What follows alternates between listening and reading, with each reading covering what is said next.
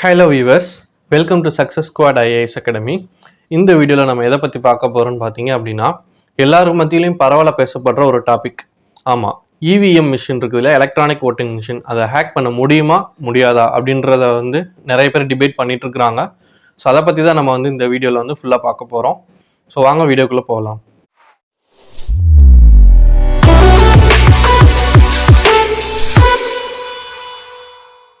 So first EVM machine hack பண்ண முடியுமா முடியாதா அப்படின்னு தெரியறதுக்கு முன்னாடி இந்த ஓட்டிங் சிஸ்டம் இருக்குது இல்லையா, அந்த வாக்கெடுப்பு என்னென்ன மாதிரியான முறைகளில் வாக்கெடுப்பு நடக்குது அப்படின்னு சொல்லிட்டு நம்ம தெரிஞ்சுக்கணும். ஸோ ஓட்டிங் சிஸ்டம் பார்த்தீங்க அப்படின்னா மொத்தம் 4 டைப்ஸ் ஆஃப் ஓட்டிங் சிஸ்டம் நம்ம நாட்டில் இருக்குது. ஸோ ஃபர்ஸ்ட் சிஸ்டம் பார்த்தீங்க அப்படின்னா பஞ்ச் கார்டு ஓட்டிங் அப்படின்னு சொல்லுவாங்க. நம்ம கன்வென்ஷனல் மெத்தட்ஸில் நம்ம இந்த பேப்பர்லேயோ இல்லை கார்ட்லேயோ சீல் குத்தி அதை மடித்து பெட்டிக்குள்ளே போடுவோம் இல்லையா. ஸோ அதான் பஞ்ச் கார்டு ஓட்டிங்.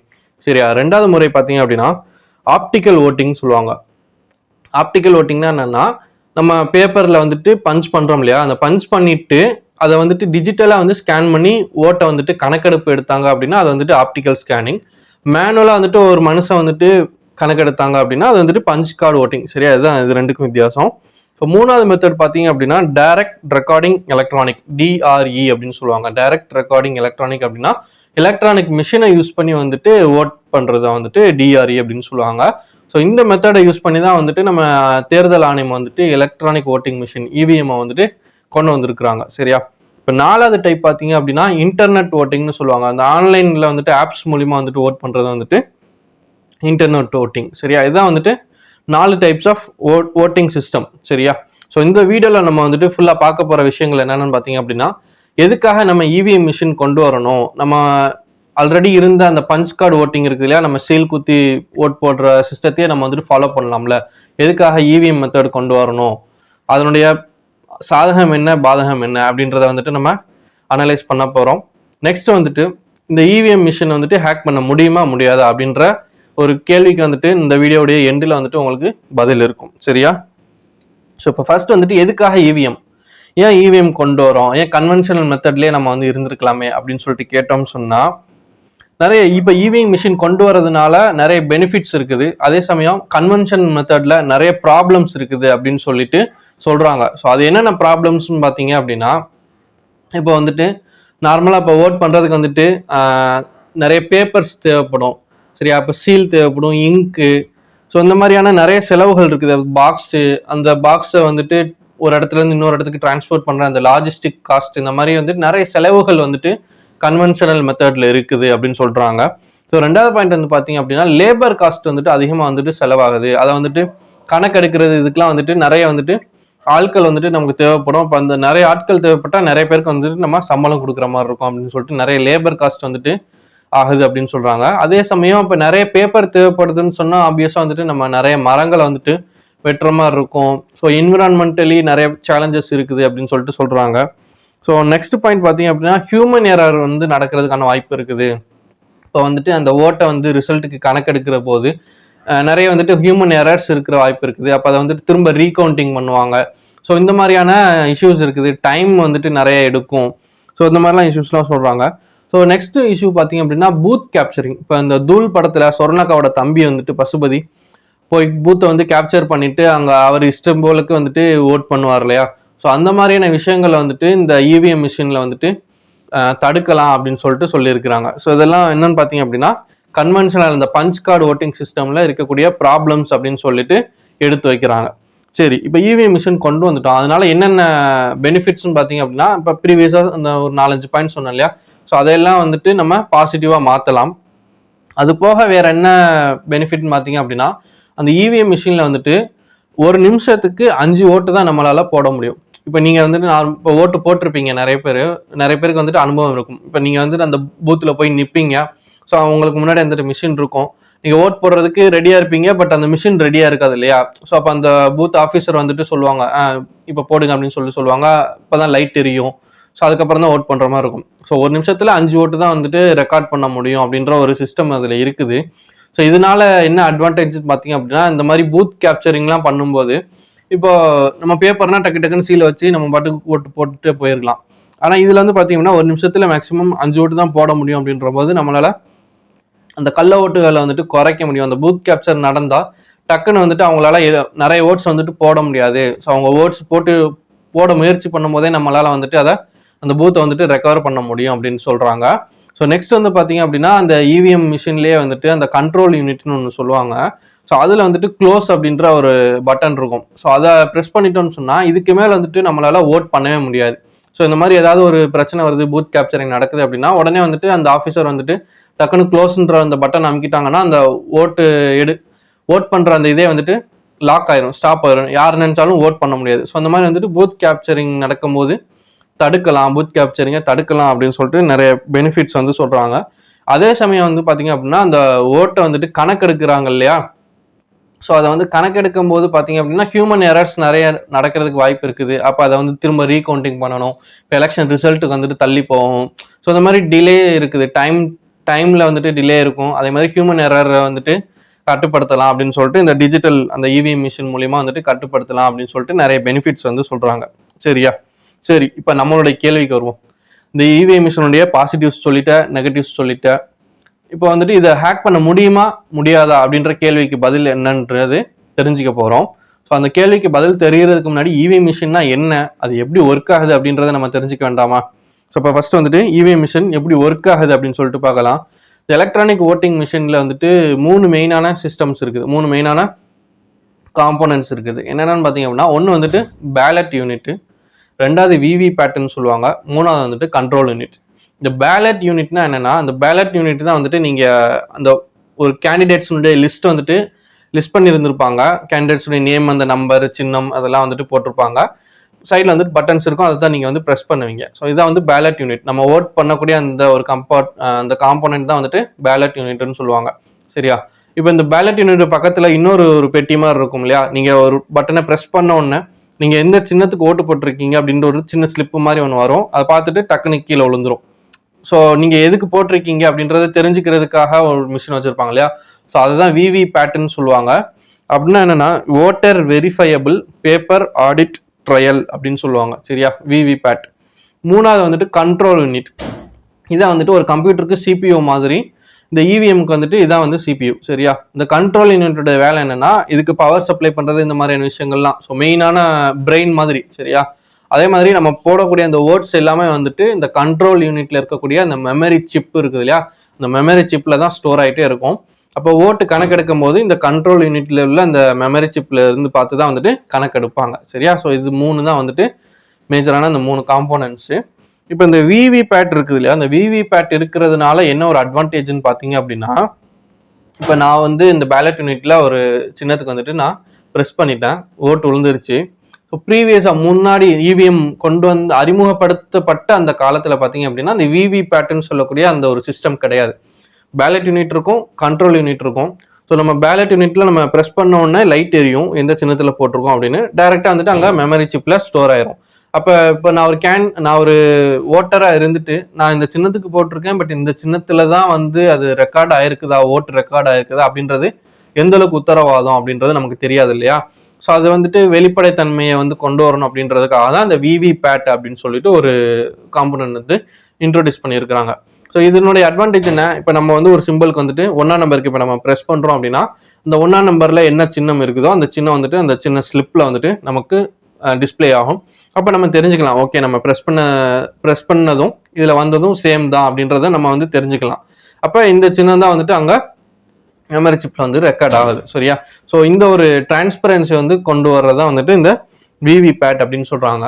இன்னொரு அட்வான்டேஜ் என்னன்னு பார்த்தீங்க அப்படின்னா விவி பேட்னால அந்த இப்போ நம்ம ஓட் பண்ணுறோம், ஸோ அது வந்துட்டு மெமரி சிப்பில் ரெக்கார்ட் ஆகுது. ஸோ இந்த ரெக்கார்ட் ஆகிற இந்த ஓட்ஸையும் இந்த சிப்பு இந்த விவி பேட்டில் வந்துட்டு ஸ்லிப் வருது இல்லையா சின்ன சின்னதா, அந்த ஸ்லிப்ஸையும் வந்துட்டு நம்ம கிராஸ் டெலி பண்ணிக்கலாம். அந்த மெமரி சிப்பில் உள்ளதும் இந்த ஸ்லிப்ஸும் வந்துட்டு சேமாக இருக்குதா, ஓட்ஸ் எல்லாமே சேமாக இருக்குதா. இப்போ 1ஆம் நம்பரில் 10 ஓட்டு இருக்குதுன்னா இதுலேயும் அதுலேயும் 10 தான் காமிக்குதா, இல்லை வேற மாதிரி இருக்குதா அப்படின்னு சொல்லிட்டு நம்ம கிராஸ் டெலி பண்ணிக்கலாம் அப்படின்னு சொல்லிட்டு சொல்கிறாங்க. சரியா? ஸோ இதெல்லாம் வந்துட்டு விவி பேட்டனுடைய அட்வான்டேஜஸ். ஸோ இதான் வந்துட்டு இவிஎம் மிஷின் அதனுடைய ஒர்க்கிங். சரியா? இப்போ வந்துட்டு இந்த இவிஎம் மிஷின் வந்துட்டு ஹேக் பண்ண முடியுமா முடியாதா அப்படின்ட்டு கேள்வி வைக்கும்போது நம்ம தேர்தல் ஆணையம் வந்துட்டு நிறைய ஆர்குமெண்ட்ஸ் வந்து வைக்கிறாங்க. சரி, அவங்களுடைய தரப்பில் வந்துட்டு நிறைய சொல்கிறாங்க. இதை வந்துட்டு ஹேக் பண்ண முடியாது அப்படின்னு சொல்லிட்டு ஸ்ட்ராங்காக சொல்கிறாங்க. ஸோ அது என்னென்ன பாயிண்ட்ஸ்ன்னு பார்த்தீங்க அப்படின்னா, ஃபர்ஸ்ட் ஆஃப் ஆல் வந்துட்டு இந்த கண்ட்ரோல் யூனிட் இருக்குது இல்லையா, அந்த கண்ட்ரோல் யூனிட்ல மைக்ரோ கண்ட்ரோலர் அப்படின்னு சொல்லிட்டு ஒரு டிவைஸ் இருக்குது. ஸோ அந்த மைக்ரோ கண்ட்ரோலர் தான் அதை பேஸ் பண்ணி தான் வந்துட்டு இந்த கண்ட்ரோல் யூனிட் வந்து இயங்குது. சரியா? இப்போ இந்த மைக்ரோ கண்ட்ரோலருக்கு ஒரு சாஃப்ட்வேர் வந்து இன்ஸ்டால் பண்ணுவாங்க. ஸோ அந்த சாஃப்ட்வேர் வந்து பார்த்தீங்க அப்படின்னா ஒரே ஒரு டைம் தான் இன்ஸ்டால் பண்ண முடியும். ஸோ இன்ஸ்டால் பண்ணதுக்கப்புறம் அதை சேஞ்ச் பண்ணவே முடியாது அப்படின்னு சொல்லிட்டு சொல்கிறாங்க. ஏன் அப்படின்னா, அந்த சாஃப்ட்வேருக்கான அந்த சோர்ஸ் கோடு வந்துட்டு ரொம்ப சீக்கிரட்டாக நாங்கள் வந்துட்டு மெயின்டைன் பண்ணுறோம். அது வெளியில் யாருக்குமே தெரியாது. ஸோ அந்த சோர்ஸ் கோடு தெரிஞ்சாதான் யாராக இருந்தாலும் அதை வந்து ஹேக் பண்ண முடியும், சாஃப்ட்வேரில் ஏதாவது சேஞ்சஸ் வந்து ஏற்படுத்த முடியும் அப்படின்னு சொல்லிட்டு ஸ்ட்ராங்காக வந்து சொல்கிறாங்க. ஸோ இது வந்து மொதல் பாயிண்ட். ரெண்டாவது பாயிண்ட் பார்த்தீங்க அப்படின்னா, இந்த இவிஎம்ல வந்துட்டு ப்ளூடூத் கனெக்ஷனோ ஒய்ஃபை கனெக்ஷனோ இல்லை வந்து யூஎஸ்பி போர்ட்டோ வந்துட்டு கிடையாது. ஸோ இது இல்லாதனால என்ன அட்வான்டேஜ்னா, வெளியில இருந்து ஒரு டிவைஸ் வந்துட்டு இந்த இவிஎம் கூட கனெக்ட் பண்ண முடியாது. இப்போ என்கிட்ட ஒரு லேப்டாப் இருக்குது, என்கிட்ட ஒரு ஃபோன் இருக்குது அப்படின்னா, இந்த லேப்டாப் கூட இந்த ஃபோனை வந்துட்டு ப்ளூடூத்லையோ ஒய்ஃபைலையோ இல்லை யூஎஸ்பி போர்ட் மூலியமாவோ நம்ம வந்துட்டு கனெக்ட் பண்ணிக்கலாம் இல்லையா. ஸோ இதில் உள்ள டேட்டா வந்து இதில் ட்ரான்ஸ்ஃபர் பண்ணிக்கலாம். ஸோ அந்த மாதிரி வந்துட்டு இந்த இவிஎம்ல உள்ள டேட்டா வந்துட்டு நம்ம பிரீச் பண்ண முடியாது அப்படின்னு சொல்லிட்டு சொல்றாங்க. ஸோ இது ரெண்டாவது பாயிண்ட். மூணாவது வந்து பார்த்தீங்க அப்படின்னா, அந்த கேண்டிடேட்டுடைய அந்த நேம்ஸ் வந்து லிஸ்ட் பண்ணியிருக்கிறாங்க இல்லையா, 1 2 3 4 அப்படின்னு. ஸோ நிறைய பேர் சொல்றது என்ன, ரிசல்ட் அந்த ஓட்டிங் ஆரம்பிக்கிறதுக்கு முன்னாடி, எலெக்ஷனுக்கு முன்னாடியே வந்துட்டு அவங்க செட் பண்ணி வச்சிடுறாங்க. ஸோ எந்த நம்பர் ப்ரெஸ் பண்ணாலும் இந்த சின்னத்துக்கு தான் போகணும் அப்படின்னு சொல்லிட்டு செட் பண்ணி வச்சிடுறாங்க அப்படின்னு சொல்றாங்க இல்லையா. ஸோ அதுக்கு வந்து எலெக்ஷன் கமிஷன், தேர்தல் ஆணையம் சொல்றது என்னன்னு பார்த்தீங்க அப்படின்னா, இப்போ வந்துட்டு ஒரு தொகுதியிலையும் வந்துட்டு அந்த நம்பர்ஸ் லிஸ்ட் பண்றாங்க இல்லையா, 1 2 3 4 அப்படின்ட்டு. ஸோ அது வந்துட்டு அந்த கேண்டிடேட்டுடைய நேம்ஸ் வந்துட்டு எப்பவுமே ஆல்பபெட்டிக்கல் ஆர்டர்ல வந்துட்டு இருக்காது. ஏபிசிடி அப்படின்ற ஆல்பபெட்டிக்கல் ஆர்டர்ல இருக்காது. அது வந்து ரேண்டமா இருக்கும். அது நிறைய கிரைட்டீரியா பேஸ் பண்ணி தான் வந்துட்டு லிஸ்ட் பண்றாங்க 1 2 3 4ன்னு. அப்போ ஒரு தொகுதின்னு எடுத்துக்கிட்டோம்னா இதுல 1ஆம் நம்பர் யாரு, 2ஆம் நம்பர் யாரு, 3ஆம் நம்பர் யாருன்னு எலெக்ஷன் கமிஷன் வெளியிடுற வரைக்கும் யாருக்குமே தெரியாது. அப்படின்ற போது அதை வந்துட்டு ப்ரீவியஸாவே எப்படி வந்துட்டு செட் பண்ண முடியும் அப்படின்னு சொல்லிட்டு சொல்றாங்க. சரியா? இப்போ நாலாவது வந்துட்டு பார்த்தீங்க அப்படின்னா, இவிஎம் வந்து நிறைய மிஷின்ஸ் இருக்குது. சரியா? ஸோ நாடு முழுக்க வந்துட்டு நிறைய மிஷின்ஸ் இருக்குது. இப்போ எந்த மிஷின் எந்த ஸ்டேட்டுக்கு போகுது, அந்த ஸ்டேட்ல எந்த மாவட்டத்துக்கு போகுது, அந்த மாவட்டத்தில் எந்த தொகுதிக்கு போகுது, அந்த தொகுதியில் எந்த பூத்துக்கு போகுது அப்படின்றது யாருக்குமே வந்து தெரியாது. ஸோ அப்படி இருக்கும்போது அப்போ ஒரு தொகுதிக்கும் அந்த வேட்பாளர்கள் லிஸ்ட் வந்து மாறும். அப்போ ஒரு தொகுதிக்கும் ஒரு வேட்பாளர் லிஸ்ட் மாறும்போது எந்த தொகுதிக்கு எந்த மிஷின் போகுதுன்னு தெரியாத போது எப்படி நம்ம வந்து ஹேக் பண்ண முடியும் அப்படின்னு சொல்லிட்டு சொல்றாங்க. ஸோ நெக்ஸ்ட் வந்து பார்த்தீங்க அப்படின்னா, electronic voting machine management system. சரியா? இஎம்எஸ் அப்படின்னு சொல்லுவாங்க. Electronic voting machine management system அப்படின்னு சொல்லிட்டு ஒரு சிஸ்டம் இருக்குது.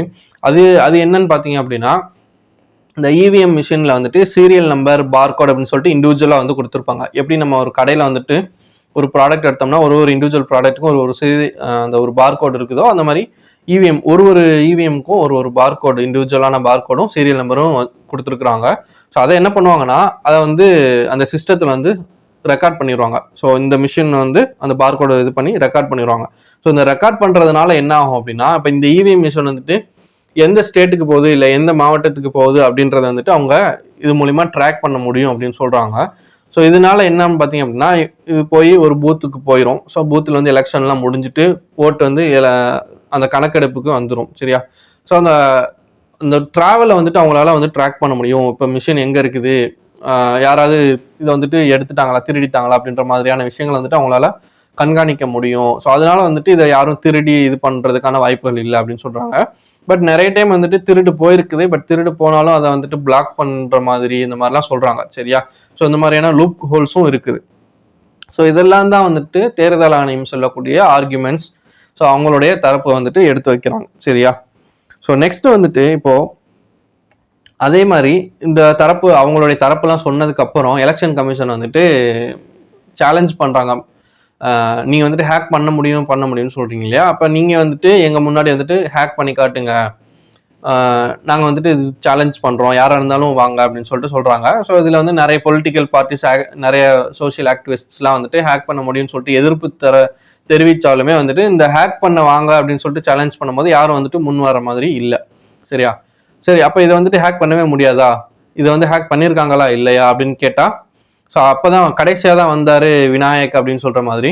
ஸோ அப்போ தான் வந்தார் ஹரி கே பிரசாத் அப்படின்றவர். ஸோ அவர் வந்து பார்த்தீங்க அப்படின்னா இந்த இவிஎம் மிஷின் வந்துட்டு ஹேக் பண்ண முடியும் அப்படின்னு சொல்லிட்டு ப்ரூவ் பண்ணி காமிக்கிறாரு. சரியா? எப்போன்னு பார்த்தீங்க அப்படின்னா 2009 இந்த மாதிரி ஹேக் பண்ண முடியும் அப்படின்னு சொல்லிட்டு ப்ரூவ் பண்ணி காமிக்கிறாரு. ஸோ அப்போ எலெக்ஷன் கமிஷன் தேர்தல் ஆணையத்தினுடைய அந்த ரெஸ்பான்ஸ் எப்படி இருந்துச்சுன்னு பார்த்தீங்க அப்படின்னா, அந்த ஹரி கே பிரசாத் அவரை வந்துட்டு அரெஸ்ட் பண்ணிடுறாங்க. ஸோ என்ன ஒரு கேஸில் அரெஸ்ட் பண்ணுறாங்கன்னு பார்த்தீங்க அப்படின்னா, இவருக்கு இவருக்கு வந்துட்டு இந்த எலக்ட்ரானிக் ஓட்டிங் மிஷின் இந்த இவிஎம் வந்துட்டு எப்படி போச்சு, யார் கொடுத்தா, அவர் வந்து எப்படி எடுத்துக்கிட்டாரு, அவர் திருடிட்டாரு அப்படின்னு சொல்லிட்டு அவர் மேலே வந்துட்டு ஒரு திருட்டு கேஸ் போட்டு அவர் வந்து அரெஸ்ட் பண்ணிட்டாங்க. சரியா?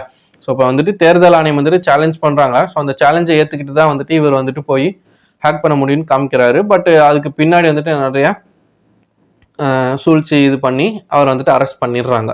ஸோ இதனால வந்து என்ன ஒரு டிராபேக் ஆகுது அப்படின்னா, யார் வாலண்டியராக முன் வந்தாலும் ஸோ அவங்கள வந்துட்டு முடக்கிடுவாங்க, ஸோ நம்மளை சப்ரஸ் பண்ணிடுவாங்க அப்படின்ற ஒரு பயத்தில் வந்துட்டு யாரும் வந்துட்டு முன்னெடுத்து வராமல் போகிறதுக்கான வாய்ப்புகள் இருக்குது. சரியா?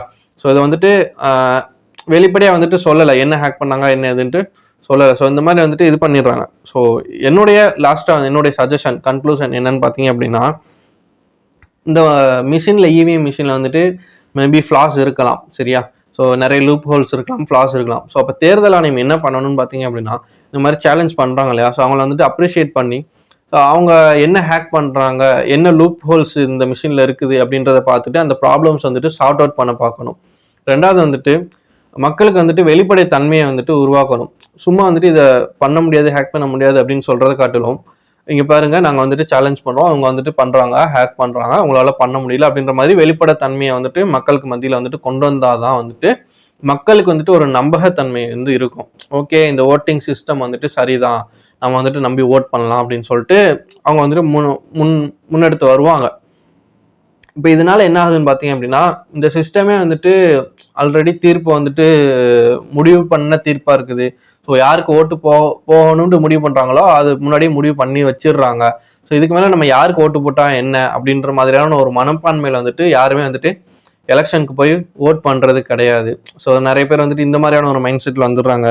ஸோ இந்த மாதிரி வந்துட்டு நிறைய விஷயங்கள் வந்துட்டு ட்ராபேக்ஸ் வந்து இருக்குது. ஸோ தேர்தல் ஆணையம் என்ன பண்ணணும் அப்படின்னா, இந்த நான் சொன்ன விஷயங்களை வந்துட்டு பண்ணாங்க அப்படின்னா ஸோ நல்லா இருக்கும். ஸோ அதனுடைய லூப் ஹோல்ஸையும் நம்மளால் வந்துட்டு சரி பண்ண முடியும். ரெண்டாவது வந்துட்டு மக்களுக்கு மத்தியில் வந்துட்டு ஒரு நம்பகத்தன்மையை வந்து கொண்டு வர முடியும். ஒரு ஜனநாயக நாடை வந்துட்டு நம்ம இயங்க முடியும். ஸோ இதுதான் வந்துட்டு என்னுடைய கருத்து. ஸோ உங்களுடைய கருத்து என்ன அப்படின்றத கமெண்ட் செக்ஷனில் தெரியப்படுத்துங்க. இந்த வீடியோ வந்துட்டு உங்களுக்கு இன்ஃபர்மேட்டிவாகவும் இன்ட்ரெஸ்டிங்காகவும் இருந்துச்சுன்னு சொன்னால் லைக் பண்ணி மற்றவங்களுக்கு வந்து ஷேர் பண்ணுங்கள். ஸோ நம்ம சேனல் வந்துட்டு சப்ஸ்கிரைப் பண்ணிக்கோங்க. அதே மாதிரி பெல் பட்டன் அழுத்திக்கோங்க. அப்போ தான் நம்ம போடக்கூடிய வீடியோஸ் வந்துட்டு ரெகுலராக உங்களுக்கு நோட்டிஃபிகேஷன் வரும். ஸோ தேங்க்ஸ் ஃபார் வாட்சிங் சக்ஸஸ் ஸ்குவாட் IAS Academy.